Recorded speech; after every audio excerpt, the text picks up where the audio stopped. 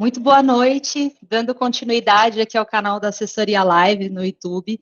Obrigada pela presença de todos vocês. Eu sou Bruna Magalhães, assessora de investimentos aqui na XP. Então, como nós havíamos combinado, né, toda quinta-feira, às 19 horas, a live especial sobre previdência privada, sempre com meu companheiro Felipe Zaramella. Boa noite, Felipe. Boa noite, Bruna. Boa noite, Diamond.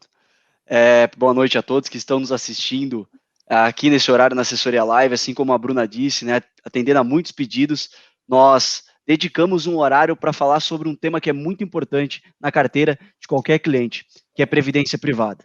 E nada mais do que trazer um grande gestor desse mercado, né, de um fundo multimercado que tem feito muito sucesso, né, o Claritas, tanto a versão da Icatu quanto a versão XPS. Diamond, queria passar um pouco para você se apresentar e também aproveitar, antes do Diamond se apresentar aqui para nós, você que não é inscrito no nosso canal, aproveita, se inscreve, ativa o sino, para que esse conteúdo, para que esse papo com o gestor possa chegar para mais pessoas, possa chegar para todo o YouTube e as pessoas realmente receberem um conteúdo de muita qualidade. Joia. Obrigado, Felipe. Obrigado, Bruna. Um prazer estar aqui com vocês neste painel. Bom, eu sou Damon Carvalho, eu sou gestor de todos os fundos da Claritas, dos fundos multimercados da Claritas, como o Felipe comentou. Eu sou gestor há mais ou menos 25 anos, a barba branca já denuncia, né, que há quanto tempo eu estou no mercado. Eu comecei ontem, eu tenho 25 anos no mercado, passei mais ou menos uns 10 anos aí em bancos estrangeiros, como JP Morgan, Asset Management Brasil, Chase Manhattan, ABN AMRO, sempre na área de fundos, sempre fazendo fundos macro, fundo de investimento macro. Aí depois eu fiquei mais ou menos uns 6, 7 anos em banco local, na Fator Asset Management, no Banco Fator, até ser convidado aí para Claritas como sócio e gestor responsável pelos fundos macro lá. Desde 2012, estou 8 anos. Costumamos brincar lá na Claritas que dos executivos eu sou o mais novo. Para vocês verem como é o pessoal... eu tenho 8 anos de Claritas e eu sou dos executivos o mais recente. O resto tem tudo 20 anos de casa. Então, olha só, é uma casa que tem bastante tempo bem estabelecida no Brasil. Sim, o Claritas Previdência, né, se a gente olhar ali o histórico dele aqui na Icatu, para quem está chegando agora, ele tem mais de 130% do CDI acumulado no período, né, o público passou a observar bastante o tipo de estratégia para multimercado, depois que a Selic veio caindo tanto, né, nesses últimos anos, e a Claritas certamente tem feito um excelente papel, por isso nós os convidamos aqui, é um dos fundos mais investidos pelos nossos clientes, então certamente vamos ter muitas perguntas aqui de investidores que fazem a alocação no ativo, e isso é muito importante, né? Quando a gente olha a história da casa, né? Uma casa com tanto tempo, uma solidez, uma sinergia muito boa entre os gestores, certamente reflete na performance e reflete tudo mais.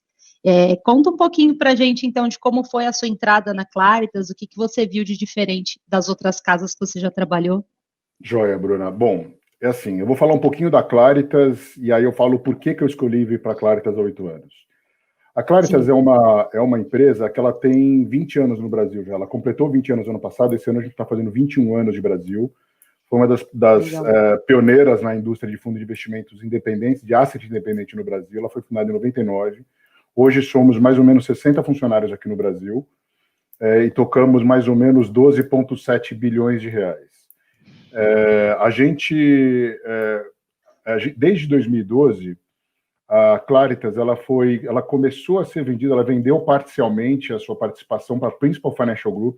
Isso é importante falar. A Principal Financial Group ela não é muito conhecida no Brasil, mas é uma empresa que ela foi fundada em 1879, é uma empresa americana. Nossa. Tem mais de 140 anos de existência, toca 730 bilhões de dólares no mundo, mais de 33 milhões de clientes, mais de 18 mil colaboradores no mundo, tem presença em todos os continentes, menos o continente africano, todas as regiões. E aqui no Brasil, eles são donos de 1/4 da Brasil Prev, desde 97, é uma joint venture que eles fizeram em 97, e em 2012 eles adquiriram 60% da Claritas com uma opção de comprar o restante. foi quando eu entrei como sócio na Claritas, em 2012, e em 2016 a gente vendeu 100% da nossa participação para a Principal. Então, desde 2016 nós somos executivos.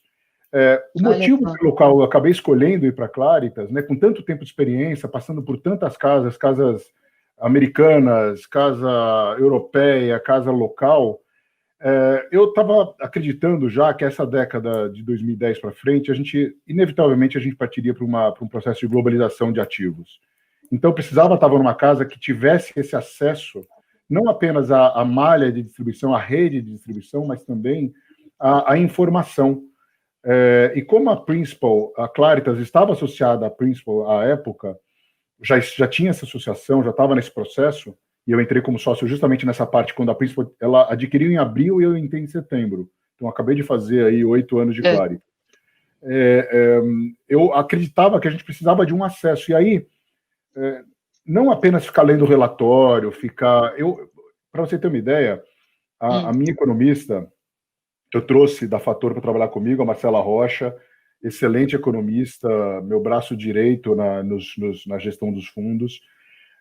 A Marcelinha, ela passa a mão no telefone, como economista-chefe da Claritas, ela passa a mão no telefone e conversa com o pessoal na Malásia, conversa com o pessoal nos Estados Unidos, Legal. Conversa com o pessoal no México e conversa com o pessoal do chão de fábrica, que a gente gosta de falar.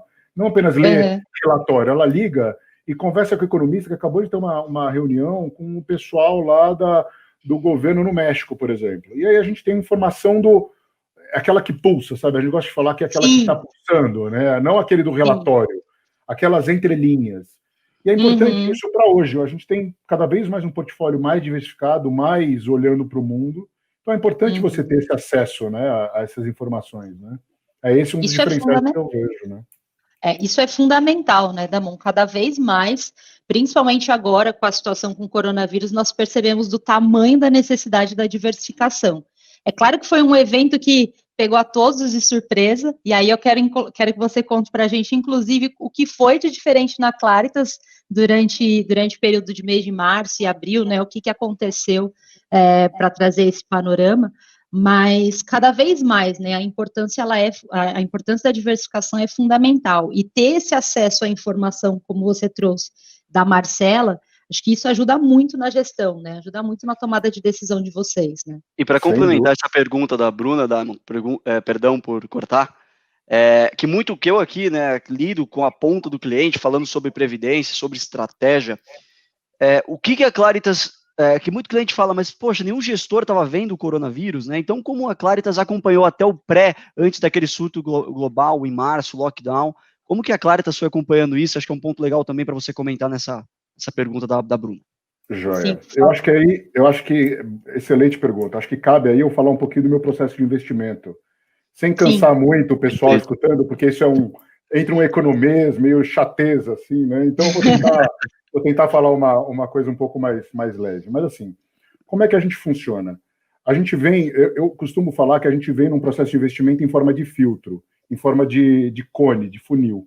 A gente vai de um processo global, mais um processo de Brasil, até chegar nas classes de investimento, nas estratégias e no portfólio final.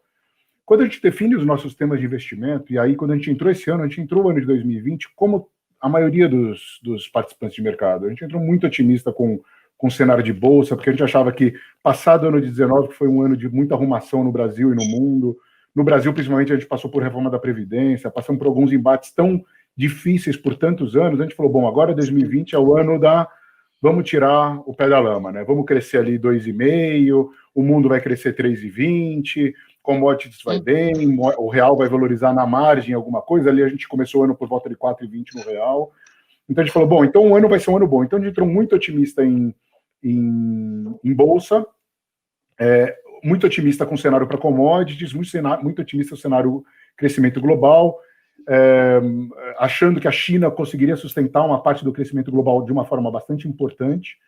E aí a gente foi pego ali no começo de janeiro, eu me lembro até que foi no dia 20 de janeiro, que eu me lembro que deu um estalo. E a gente começou a conversar e falou assim, peraí, está surgindo o coronavírus na China, e o meu pensamento naquela época, junto com a minha equipe e todos os executivos da Claritas, a gente começou a pensar o seguinte, bom, peraí, começou um surgimento de um vírus novo que a gente não conhece, Mas a China, ela é um segundo grande bloco comercial do mundo. Então, ela vai, com o menor crescimento da China, naturalmente, a gente sabia que o crescimento global seria na margem menor, o que impactaria o crescimento global, o preço das commodities, uma certa, eu não digo uma aversão a risco, mas um crescimento global menor, o que faria com que as moedas desenvolvidas se valorizassem na margem, que a gente tivesse possibilidade de um juros menor no mundo, na margem, ou pelo menos uma normalização da taxa de juros um pouco mais para frente, a alta de juros viria um pouco mais tarde, e a gente teria algum ajuste na aversão a risco, porque o portfólio estava muito carregado para risco. Esse é um dos pontos importantes. No meu processo de investimento, a gente sempre pensa, quando a gente faz uma estratégia, eu penso nessa posição global, aí a gente vem para a posição local, eu penso em Brasil e eu penso nas estratégias, mas a gente sempre pensa em 3 pontos fundamentais. Eu olho o fundamento macroeconômico e socioeconômico global. Nesse ponto, eu tinha um fundamento de que o crescimento poderia ser menor, a aversão a risco poderia, de uma certa forma, ficar um pouco maior, as moedas emergentes deveriam se desvalorizar, e você teria um ajuste nos preços das commodities. Naturalmente, com isso, eu penso na posição técnica e no preço justo dos ativos. São os 3 pontos. Fundamento, valor justo dos ativos e a posição técnica do mercado. Por fundamento, eu já tinha um ponto negativo, eu tinha que ajustar minhas posições. Por valor justo, a gente entrou aqui na Bolsa Americana, no preço das commodities, o petróleo, as moedas, o euro, o iene, as treasuries americanas, a gente entrou num preço relativamente justo para um cenário de crescimento acelerado. De repente, a gente começava a ver um crescimento menor. A nossa bolsa aqui estava em 116, 118 mil pontos. A gente já estava falando em bolsa fechando ano em 135 mil pontos, com um crescimento de 3% de PIB esse ano. Então, a gente estava começando, eu já falava até, a gente começava a vislumbrar a alta de taxa de juros no final do ano. Então, a gente começou a falar, bom, então a gente vai ter um freio de arrumação. O freio de arrumação passava por um ajuste técnico, estava todo mundo no mesmo lado. E quando a festa é muito boa e muito grande, e a porta é pequena e está longe, você tem que ficar na festa ou do lado da porta do banheiro ou do lado da porta de saída. Você tem que ficar ali para poder ser um dos primeiros a usar. O que a gente fez? Sim. A gente começou a mexer no nosso portfólio. Realocamos o nosso portfólio para um crescimento global menor. Foi o nosso grande tema. Global e local. Então, nas posições globais, a gente começou a fazer posições aplicadas em treasuries americanas. Eu não achava, a gente não tinha uma bola de cristal para saber que o coronavírus ia ser tão feroz no seu espalhamento ao redor do mundo. Ninguém imaginava, né? Pois é, mas ele foi muito rápido para a Europa, começou a pegar Espanha, Itália, muito forte, e depois foi para os Estados Unidos. Então, quando começou a atingir a Europa mais fortemente, a gente foi reforçando as nossas posições. Em aplicado em juros americano forte, a gente começou a aplicar juros americanos a 1,60, 1,70 para todos os fundos. A gente começou a reduzir a nossa posição de bolsa global. A gente zerou a nossa posição de bolsa externa e começou a comprar puts de bolsa, começamos a proteger o nosso portfólio de bolsa lá fora. E a nossa bolsa local aqui a gente ajustou a nossa posição. Eu estava muito otimista e eu separo a minha posição de bolsa em 2. Uma carteira small caps, que é aquela carteira de mais de valor, mais de carregamento, de médio prazo, onde a gente vê um cenário positivo para médio prazo, uma alocação mais estrutural, e uma carteira mais de beta 1, que é aquela carteira que anda muito mais. Se a bolsa vai subir, ela sobe, se a bolsa vai cair, ela cai. Que é Petro, Vale e bancos. A gente zerou a nossa posição de beta 1, de carteira mais que anda mais colado com a bolsa, e a gente começou a comprar muita opção de venda, a gente começou a proteger a nossa carteira. Uma das características que eu tenho na minha gestão é sempre ter muita proteção. O meu portfólio, ele é sempre muito balanceado. Acho que esse é um diferencial que a gente tem para a indústria, que eu faço uma carteira muito diversificada e muito balanceada. Sempre pensando, se o meu cenário base não for atingido, o meu cenário alternativo, minhas proteções têm que funcionar. Então, as minhas proteções nesse cenário era, se o meu cenário base de crescimento mais fraco for válido, o meu cenário alternativo era de muito menor o crescimento. Então, era uma bolsa sofrendo muito mais. Então, comecei a comprar proteções de bolsa com 10%, 15%, 20% de queda no Brasil. E foi o que acabou acontecendo. Nossa bolsa acabou caindo 30%. Né? Então, eu consegui defender muito a nossa posição de bolsa com essas proteções, com essas vendas, com essas opções, com esses derivativos. Consegui ganhar bastante dinheiro no mercado offshore com juros americano.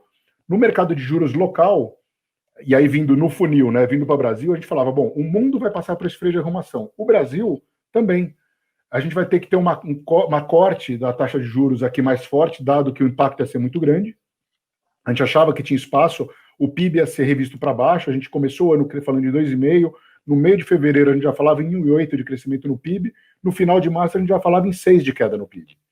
Então foi uma queda muito abrupta. Então a gente reforçou as nossas posições aplicadas em juros aqui, mas eu costumo dizer também, Bruna, aqui, não importa apenas acertar a classe de ativo que você faz a alocação, você tem que acertar qual o instrumento que você vai usar. E aí a gente começou a usar alguns derivativos como opções de juros também, que potencializaram o nosso ganho. A gente apostou na queda da taxa de juros e numa queda mais forte, mais rápida e mais forte. Então a gente acabou acertando juros americanos, juros brasileiros, a gente fez um movimento de juros inteiro até setembro praticamente, pegamos um movimento inteiro na queda de juros no Brasil, começamos a comprar dólar contra países emergentes, então a gente começou a comprar dólar contra real, dólar contra o peso mexicano, dólar contra a lira turca, dólar contra o ZAR sul-africano, começamos a comprar moedas desenvolvidas como o iene contra o dólar americano, que é mais protegida, moedas de defesa no mundo, né? Começamos a comprar o euro contra o dólar americano, acreditando que os juros americanos poderia ser, o Banco Central americano poderia ser um dos primeiros a cortar a taxa de juros no mundo, porque ele tem essa velocidade. A gente também não sabia que eles cortariam tão rápido em 2 reuniões extraordinárias. A gente foi agraciado por isso. Então, a gente ganhou muito dinheiro ali em março e abril, realmente. Só que a gente tem uma característica de sempre revisitar o portfólio diariamente. Então, a gente fez o movimento certo. Fomos rápidos. A gente revisita o portfólio diariamente. Todo dia eu falo com a minha equipe. Todo dia a gente revisita os nossos temas de investimento para ver se o nosso portfólio está bem balanceado, está bem equilibrado, está condizente com a nossa volatilidade do mercado e com o nosso cenário de médio prazo e de curto prazo. Então a gente revisitava os temas e ali no meio de março, final de março, a gente já tinha visto todo o ganho que a gente tinha nas posições de juros, então a gente realizou tudo de juros, realizamos grande parte das nossas posições de moedas desenvolvidas, continuamos a carregar posições de juros no Brasil, continuamos a carregar posições compradas em dólar contra real e contra algumas moedas americanas, algumas moedas emergentes, e começamos ali em março para abril a diminuir os nossos hedges de bolsa.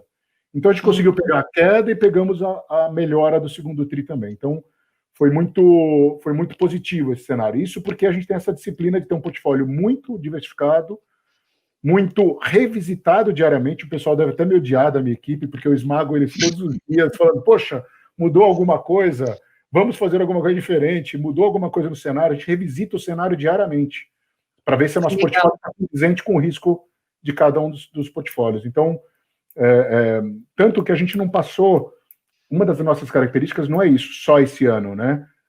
Esse ano ficou mais evidente, mas a gente pegou, se vocês tiverem curiosidade, os clientes tiverem curiosidade, olhem, a gente sempre tenta buscar o melhor Sharpe, índice de Sharpe, que é o retorno excedente ao risco ocorrido.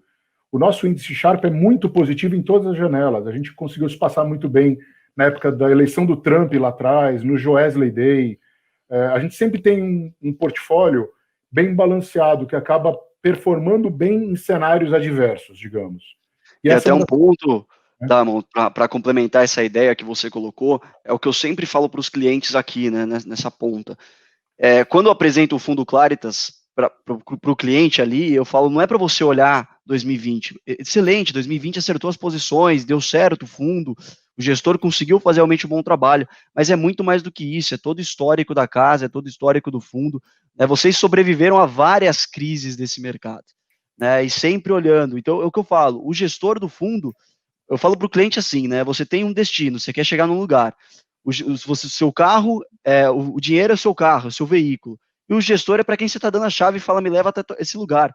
Então, você não tem que confiar nele no primeiro quilômetro, você tem que confiar nele na viagem inteira, e ele está olhando essa viagem inteira, é o médio e longo prazo, isso é muito importante. Sem dúvida, Felipe, perfeita colocação, porque ainda mais quando a gente está falando de previdência, que a gente tem que olhar o longo prazo de investimento, né? A gente não tem que pensar, a gente sempre pensa que uma previdência, qualquer movimento de curto prazo tem que ser visto como uma oportunidade mesmo, qualquer movimento errado que você faça, qualquer ganho excedente que você faz agora no curto prazo, ele vai ser irrelevante no horizonte de longo prazo, por isso que você tem que escolher aquele gestor que vai estar contigo em todos os períodos. Você não tem que escolher cota, eu costumo falar isso sempre. Você não tem que escolher a minha cota, como você bem falou, por 2020. Tem que olhar que a gente é uma casa estabelecida, eu sou o mais novo, 8 anos, e tenho 25 anos de mercado, mas eu sou mais novo dentro da Claritas. Os outros gestores, outros executivos da Claritas têm tudo 20, 25 anos de experiência também. A Claritas já está no mercado há mais de 20 anos, não é uma casa que começou esse ano passado, não é uma casa recente.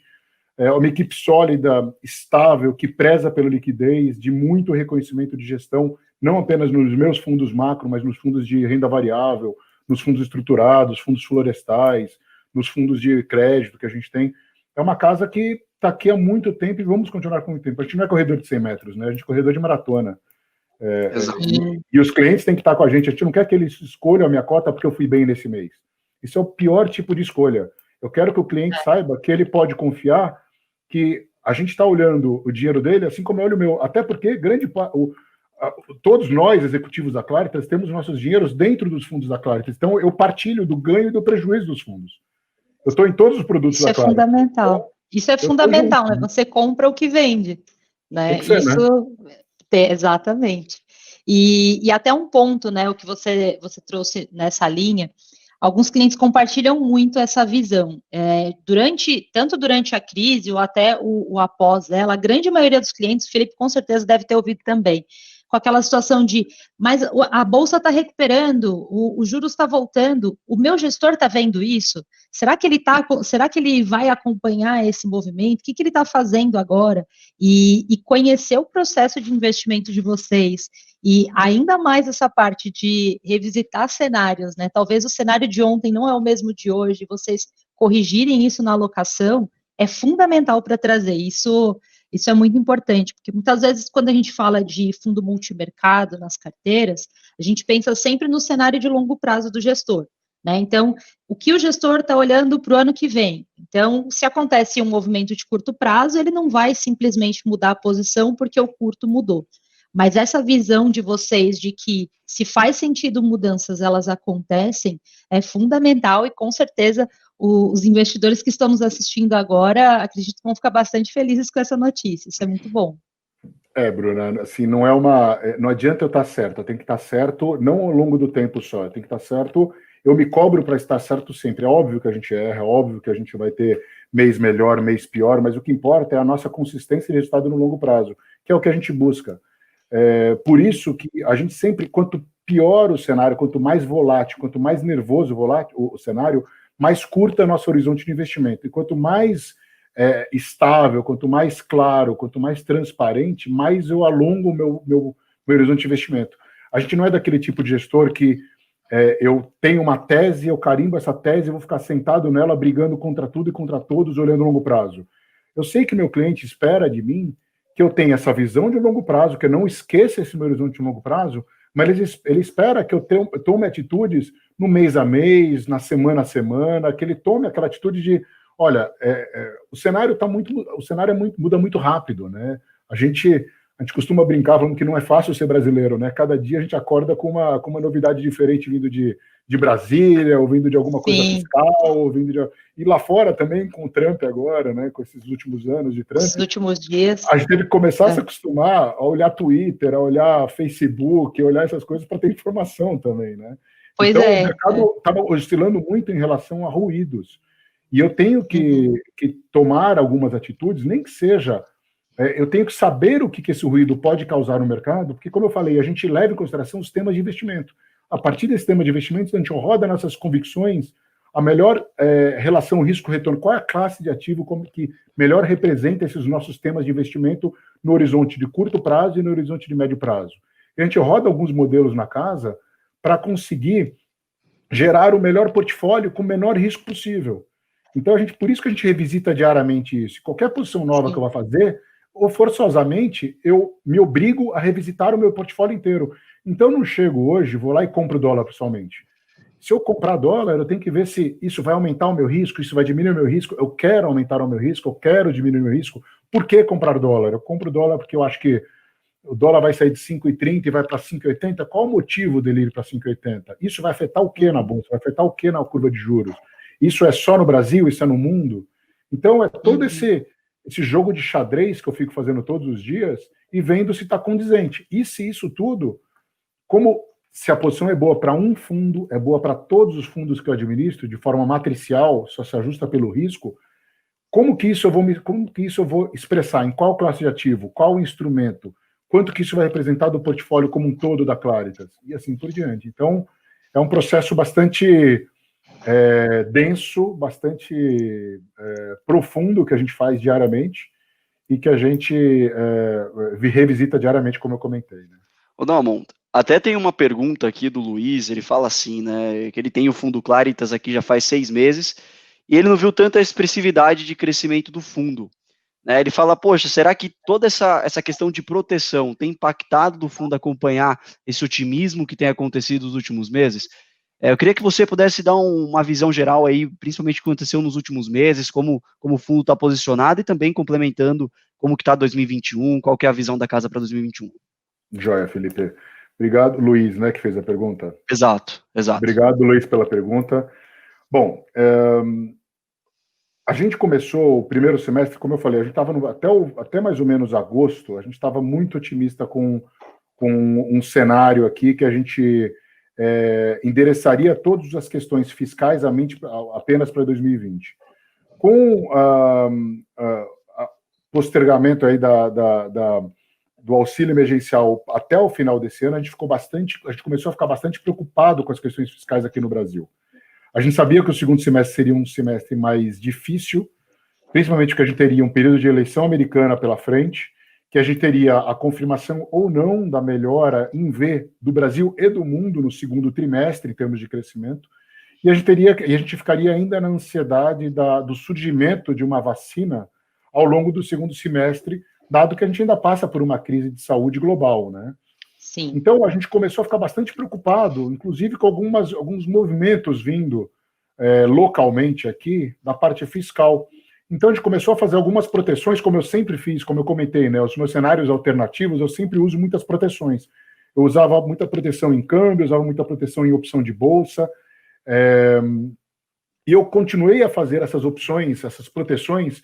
Eu fiz muita proteção de bolsa, para a minha carteira de bolsa que estava mais otimista, para um intervalo entre 94 e 98 mil pontos até outubro.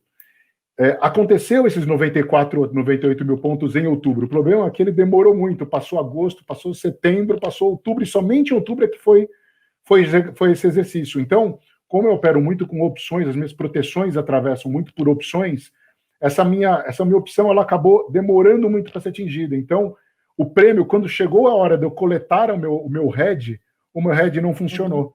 Por isso que o terceiro trimestre para a gente foi um terceiro trimestre ruim para os fundos da Claritas, porque as nossas proteções acabaram não funcionando nesse período. Eu acabei refazendo eu mudei um pouco a minha estratégia para esse último trimestre do ano, mas eu continuo a ter proteções, eu não trabalho sem proteções nos portfólios, ainda mais com um portfólio de baixa volatilidade, como são esses fundos, o Advisor, tanto do Icatu como da seguradora XP, eles são de previdência, mas de baixo risco. São de volatilidade de 1 a 1,5. Então, é para aquele cliente conservador a moderado, não é para o cliente de alto risco. Ele tem que estar no portfólio mais dos clientes conservadores moderados, aqueles clientes que estão começando a se acostumar com fundos de previdência mais arriscados um pouco do que aqueles tradicionais que eles tinham.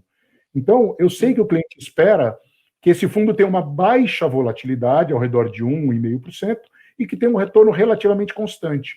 Então, é um produto que ele vai ficar no máximo até 10% em bolsa, em geral por volta de 5% a 7% em bolsa, vai ter posições de proteções em moedas e mercado de juros também. A gente acabou fazendo, ao longo do terceiro trimestre, a gente zerou as nossas posições de juros no Brasil. Eu acho que a curva de juros americana está muito justa.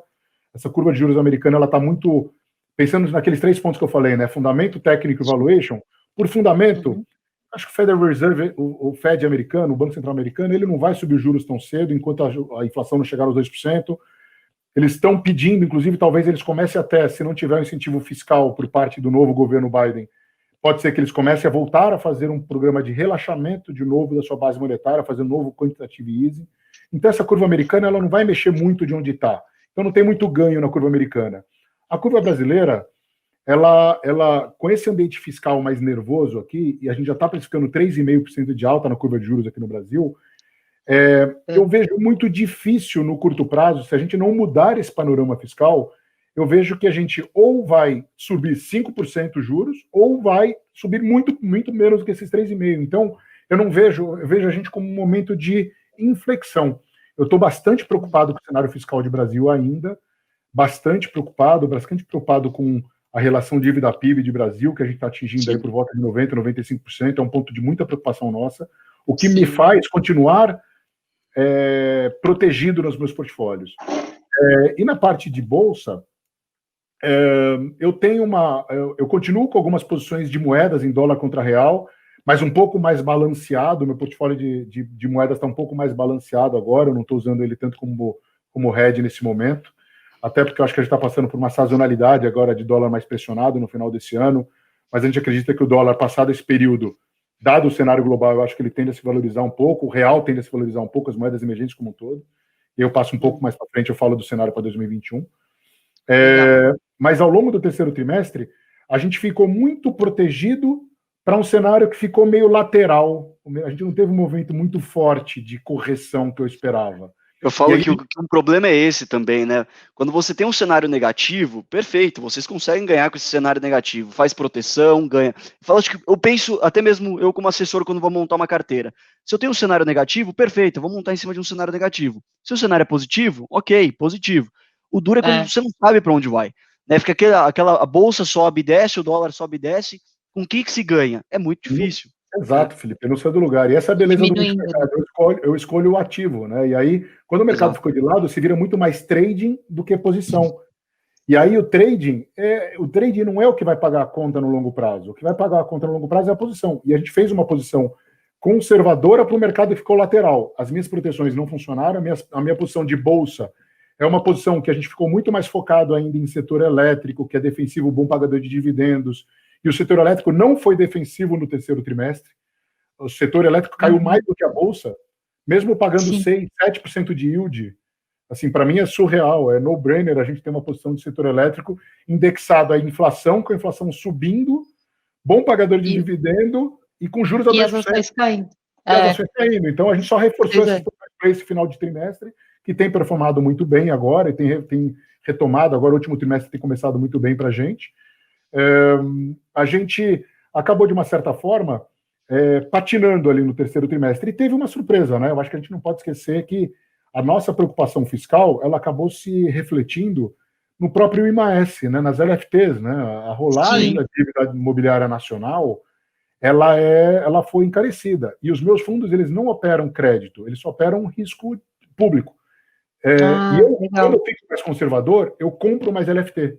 E, de repente, o IMAS, que é o meu lastro, perdeu dinheiro. Então, eu perdi dinheiro, eu tive uma marcação contra no meu lastro, no meu caixa, que deveria rodar ali seus 100% CDI, acabou rodando negativo. Então, eu não esperava ter essa marcação negativa, que machucou bastante os fundos no mês de setembro e outubro. Mas eu acredito que agora, de uma certa forma, e aí, se vocês me permitem, já falando um pouco para o ano que vem, por favor. Eu acho que assim, a dívida imobiliária, de uma certa forma, ela está achando um certo equilíbrio. A gente está falando com umas LFTs, que é o título soberano, né, pagando 102%, 103%, 104% CDI, de curto, de 2 anos até 4 anos. Eu acho que está relativamente estável. O grande problema do Brasil hoje é como financiar essa dívida, e isso volta para o tema fiscal. Nossa pedra angular do nosso cenário é que a gente vai voltar a uma agenda minimamente reformista no ano que vem. A gente está até achando cada vez mais difícil a gente ter uma reforma administrativa e tributária ano que vem. Mas a gente acha que minimamente você deve ter alguma coisa de PECs emergencial, alguma coisa de regulamento de cabotagem, de óleo e gás, alguma coisa de privatização acontecendo ano que vem. A gente está ficando ligeiramente um pouco mais pessimista em relação ao andamento de reformas, porque, de uma certa forma, a gente acha que o nosso cenário é um crescimento de 2,5% do PIB ano que vem, um pouco abaixo do que o resto do mercado acredita. Sim. Do consenso está mais para 3,5%, a gente está com 2,5%. O crescimento no primeiro tri vai ser mais fraco por conta de consumo, e a gente acha que o desemprego pode aumentar um pouco ainda nesse primeiro momento, né? Com a perda do auxílio emergencial, a gente acha que o consumo perde um pouco de força. Então, a gente está preocupado com o andamento dessa agenda reformista. Se a gente começar a ver essa agenda reformista andando, a gente vai refazer o nosso portfólio para ficar mais otimista. Mas, por enquanto, a gente ainda acha que Eu digo que a gente é otimista cauteloso. Nós somos comprados em bolsa.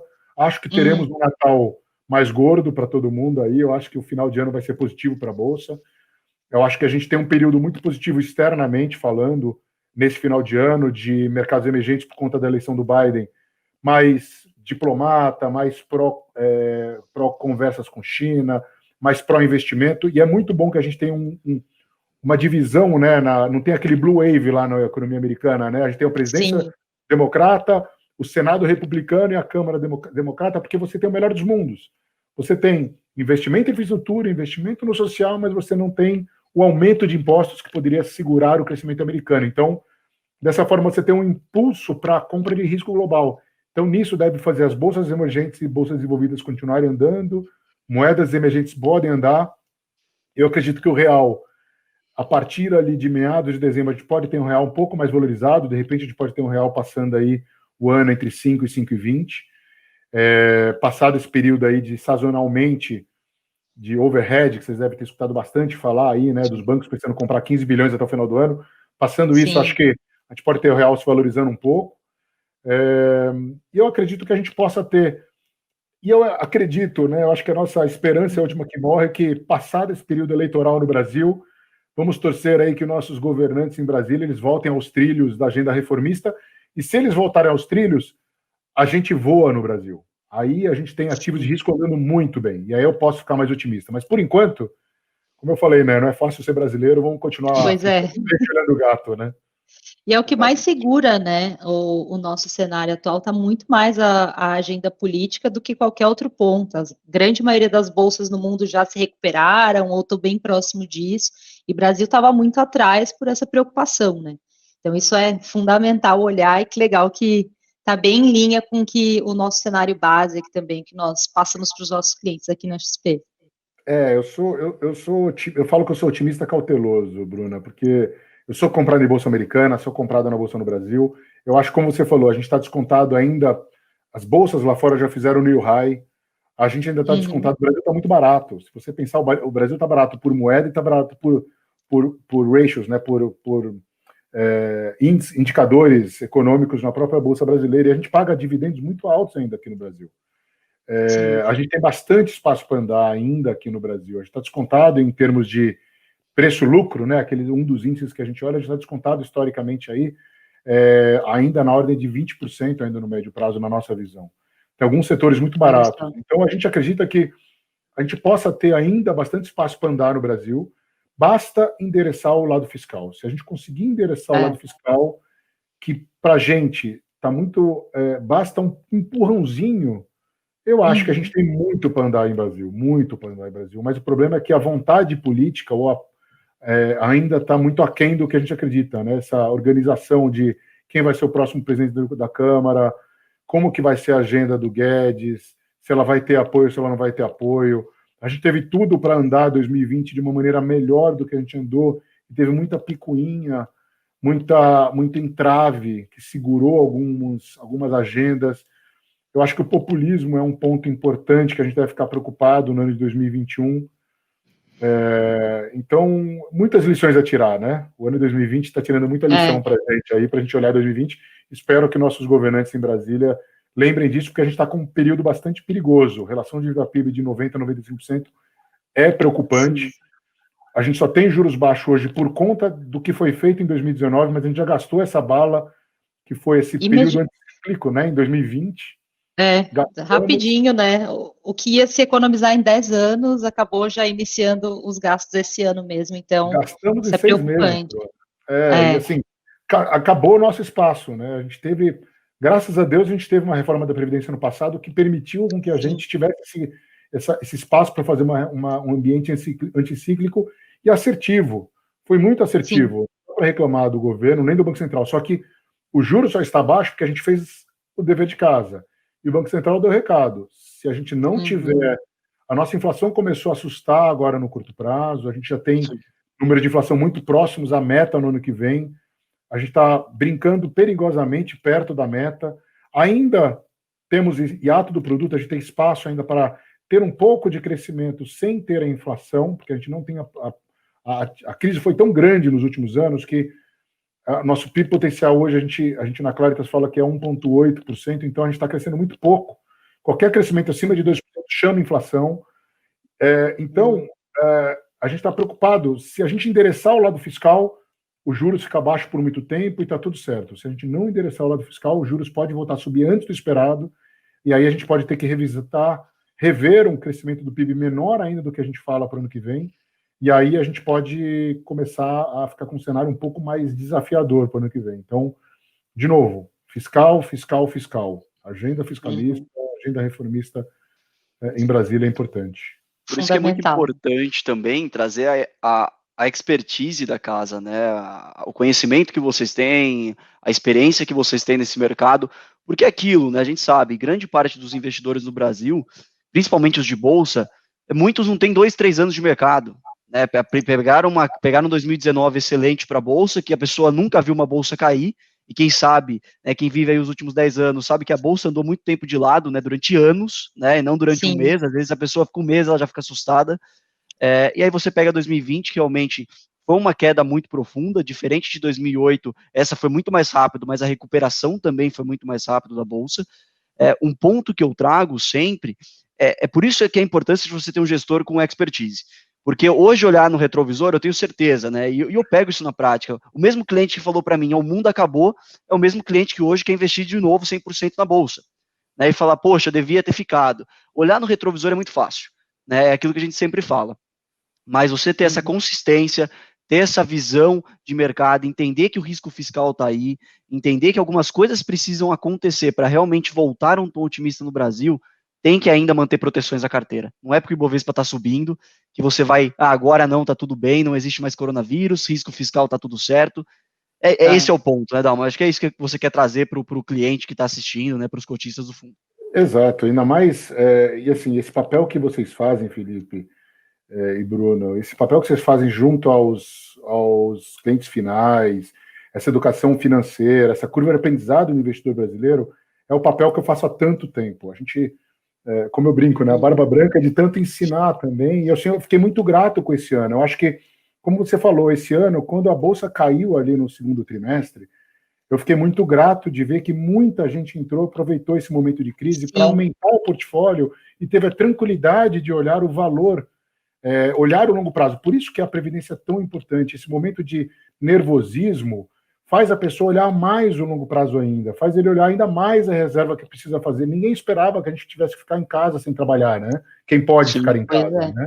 Então, essa reserva de caixa, essa reserva de poupança, essa visão no longo prazo, fez com que muita gente entrasse comprando bolsa, aumentasse a sua alocação de risco e visse como uma oportunidade realmente. Então, eu fico muito satisfeito e parabenizo vocês por fazer esse trabalho junto ao cliente final, porque é de suma importância essa consciência de que é um ativo que oscila bastante. Por isso que, quando a gente desenvolveu esses produtos de previdência junto com a XP, que vai fazer 3 anos agora em abril já, e o produto, como vocês falaram, a gente viu um nicho de mercado que a gente vislumbrou que o nosso fundo, esses 2 fundos, tanto do Icatu quanto da seguradora XP, são produtos que eu costumo dizer que tem que estar em todas as carteiras de previdência do Brasil, em todas.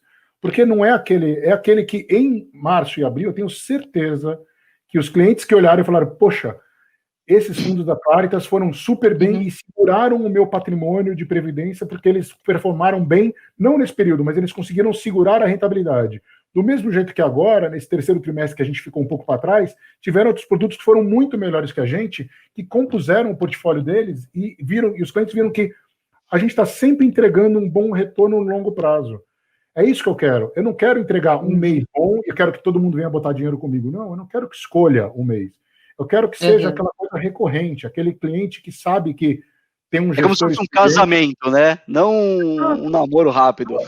Não uma ficada, não um namoro. É longo prazo. Eu não quero que escolha a cota, porque escolher a cota é o pior tipo de investimento, porque é aquela que, se eu errar no mês seguinte, ele vai querer resgatar. E quando você fica pulando de um lado para outro, de fundo, você acaba perdendo as oportunidades. A gente já se provou, e eu já me provei há tantos anos, e como você falou, né, eu já vi tantas crises, já vi tantos momentos de euforia, momentos de desespero, quando o mercado, eu sei que quando muita gente viu os limites de baixa na Bolsa em março, limites de alta no dólar, limites de alta nos juros, entrou em desespero. Poxa, eu já vivi isso tantas e tantas e tantas vezes, que eu estava tranquilo, dormindo tranquilo e tomando as decisões corretas, aproveitando esse momento para fazer o portfólio rodar melhor. O meu fundo com a XP, esse fundo com o Catu e com a seguradora XP, não é o produto. Eu sempre costumo dizer que não é o produto para ser o melhor produto de previdência da carteira como um todo, porque só que é aquele produto para sempre entregar retorno positivo. Quando o meu produto for o melhor da carteira, é porque o Brasil está indo muito mal, porque aqueles produtos mais arriscados estão perdendo muito dinheiro e os clientes vão ficar felizes porque o meu está lá rendendo bem, pelo menos acima do PDI. E quando os fundos estiverem indo tudo muito bem, os outros fundos estão indo muito melhor e o meu está lá ganhando dinheiro também acima do CDI no médio e longo prazo. Então, consistência, né, Damon? Pegando consistência. Exato. E com as vantagens de liquidez, com as vantagens de portabilidade, com a vantagem de comer cotas que tem a Previdência, com a vantagem de não entrar em processo sucessório, faz esses produtos de previdência serem imbatíveis, né? Serem imbatíveis aí no portfólio de todo cliente hoje em dia. E até um ponto que eu queria entrar, né, brevemente, hoje tem muita diferença do seu veículo de previdência para o veículo 555. Então, por exemplo, você pegar ali o Claritas Institucional contra ali o Claritas Advisory, que tem um risco muito semelhante? Na verdade, o risco de um é uma multiplicidade do risco do outro, né? O Claritas Advisory é 1,5 vezes o risco do Claritas Institucional. Só que a grande vantagem entre os dois, e aí eu estou falando não apenas entre esses dois produtos da Claritas, mas entre fundos de previdência e fundo 55 como um todo, na indústria, é que o primeiro é a portabilidade. Você acaba levando para um lado e para o outro sem ter que pagar o seu imposto. Então, o planejamento tributário no fundo de previdência é extremamente vantajoso, ainda mais com uma taxa de juros de 2%. E se, vamos bater na madeira, a gente tiver um ambiente fiscal e a nossa taxa de juros ficar baixa, não a 2%, mas que ela volte, porque o Brasil voltou a crescer e a gente tem que subir a taxa de juros normalmente para um patamar ali ao redor de 4%, 5%, que é a taxa neutra no Brasil, a gente não tem a necessidade de ter resgates e aplicações de um produto em outro que vai incidir imposto. Então, essa vantagem fiscal ela é muito vantajosa no longo prazo para o produto de previdência. O segundo ponto é que é esse que eu falei até, né, no processo decisório, na sucessão, no caso de falta, na casa de falência do dono do dinheiro, isso vai para os herdeiros sem passar por inventário, né? Isso é um dos benefícios também muito, muito importantes, né, que não pode descartar, né?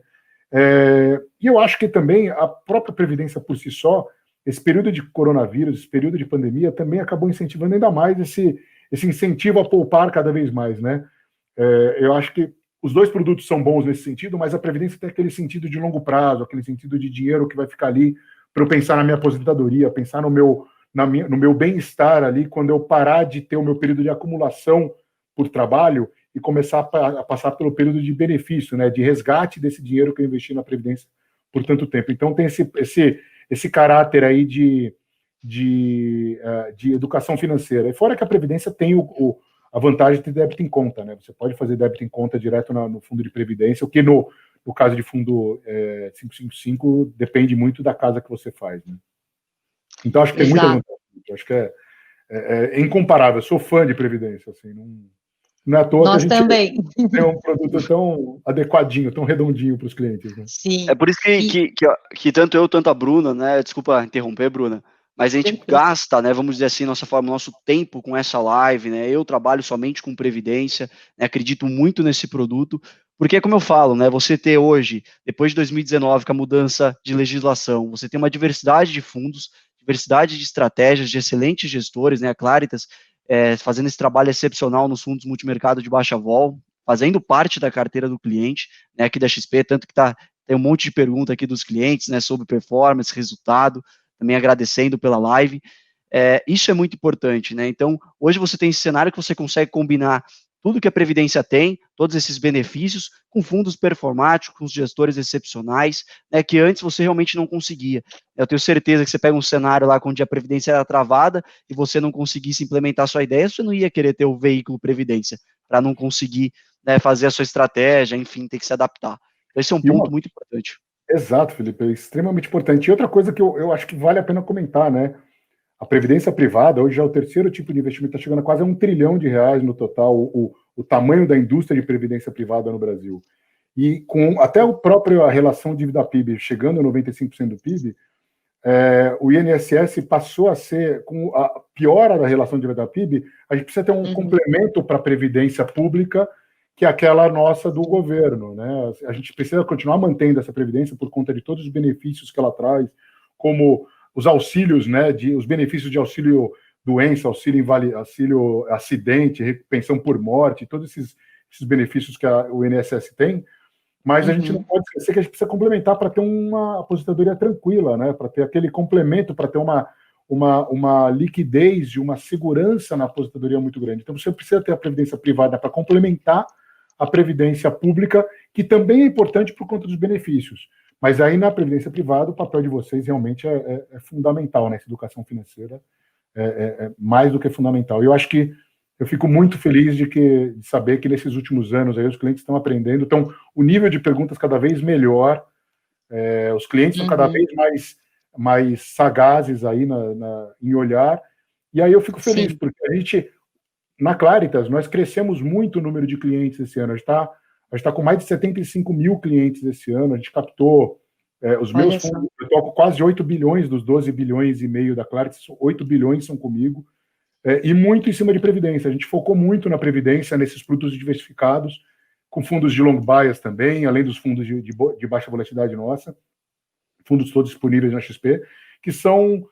a gente sabe que o futuro do Brasil passa pela previdência, sem sombra de dúvida. Ainda mais nesse final do ano, que também uma outra vantagem da Previdência é o PGBL.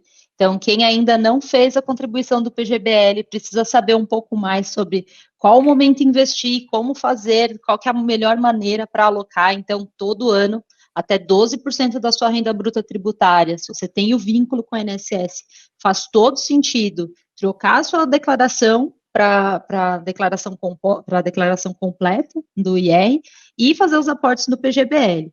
E aí olhar para o seu portfólio, e a grande vantagem, né, o mínimo de aplicação necessário para os fundos, eles são bem democráticos, isso certamente ajuda muito o pequeno e o grande investidor a olhar para as carteiras como um todo, fazer a diversificação dela completa, isso é fundamental, e contar aqui com o serviço da assessoria.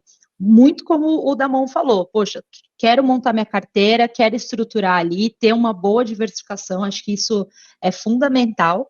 Estamos praticamente chegando ao fim aqui, Damon, mas eu queria que você deixasse uma mensagem para os cotistas, para os investidores que estão nos assistindo nesse momento. Eu vi que tem bastante cliente aqui da minha carteira, do Felipe também, o pessoal tá ativo aqui, estão assistindo com a gente. Depois também vai ficar gravado, a gente vai compartilhar com os nossos clientes. Então, deixa uma mensagem para eles. Joia, Bruna, Felipe, obrigado vocês pelo convite, obrigado a XP pelo convite. Novamente, eu parabenizo vocês pelo trabalho que vocês fazem, é excepcional nessa curva de aprendizado. Eu e todos os outros da Claritas estamos mais do que à disposição para ajudar nessa curva de aprendizado do investidor brasileiro. Eu acho que quanto mais, não são só os 3,5 milhões de pessoas aplicando na Bolsa, são milhões e milhões e milhões de pessoas comprando previdência, por isso que o trabalho de vocês é tão importante, e o nosso trabalho de ajudar vocês em ajudar nesse processo é muito importante. Eu quero deixar uma mensagem de que previdência, a gente tem que sempre pensar nesse correto perfil de investidor, né? Em que período o cliente está, em que momento da vida está. Previdência é sempre importante, desde o primeiro salário. Na verdade, eu faço previdência para minhas filhas desde que elas nasceram. Eu acho que é importante a gente pensar não na gente, mas nos nossos, e pensar no longuíssimo prazo, né? Eu acho que e pensar em que momento de vida a gente está. É sempre importante que, nos momentos de crise, aquelas palavras meio clichês, aquelas frases de para-choque de caminhão são, em verdade, né? de crise é um momento de oportunidade, sim, desde que a gente tome as decisões corretas e nos façam dormir tranquilos. Acho que a decisão correta é aquela que a gente deita a cabeça no travesseiro, mesmo com a bolsa caindo 10%, a gente está tranquilo porque a gente está feliz, porque a gente vai comprar mais bolsa, mais barato ainda, porque a gente está pensando nos próximos 10, 20, 30 anos em termos de investimento.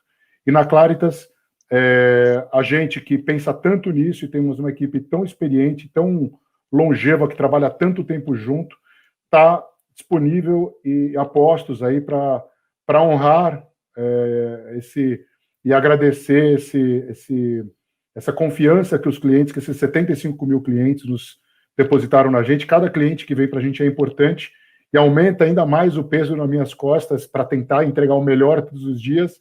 As minhas úlceras e as minhas acordadas, pensando no portfólio, pensando na performance, têm um motivo, mas são sempre bem endereçadas para os nossos clientes. Então, eu fico feliz aí em participar desse processo com vocês. Coloco o site da Claritas, coloco a minha equipe macro, coloco a minha equipe econômica à disposição de vocês e estamos juntos aí para futuras lives, se vocês precisarem. Obrigado novamente. Com certeza. Felipe? Eu agradeço a todos pela oportunidade também. Mais uma live, né, Bru? Falando sobre um tema tão importante. Damon, muito obrigado pela a sua live aqui conosco. Tenho certeza que todos os cotistas, todos os futuros cotistas da Claritas, né, e clientes da XP conheceram mais sobre a casa, aprenderam muito mais sobre o mercado, né, com toda essa experiência que você trouxe, com todas as suas palavras. Então, também agradeço. E também aproveito aqui, antes de me despedir, passar a palavra para a Bruna. Você que não é inscrito, né, no nosso canal, aproveita, se inscreve, esse vídeo vai ficar gravado, compartilha com seus familiares, com seus amigos. Tenho certeza que conhecimento nunca é demais e é o melhor investimento que você pode ter na sua vida. Então, eu partilho disso e também me despeço. Obrigado novamente a todos por esse momento. Damon, muitíssimo obrigada pela aula. Eu adorei passar essa hora, a hora passou voando, foi maravilhoso saber e cada vez mais ouvir sobre os fundos, né, validar ali o nosso dia a dia, o que a gente conversa com os clientes, traz para eles. Ouvir você validando cada uma das minhas falas ali no dia a dia foi maravilhoso. Acho que isso é fundamental. Contem sempre aqui com a gente, então, com certeza vamos convidar você num próximo momento. Então, iniciando o próximo ano, a gente fala de novo. Obrigada mais uma vez, viu? Obrigado a vocês. Obrigado a todos. Até mais. Obrigada, gente. Boa noite.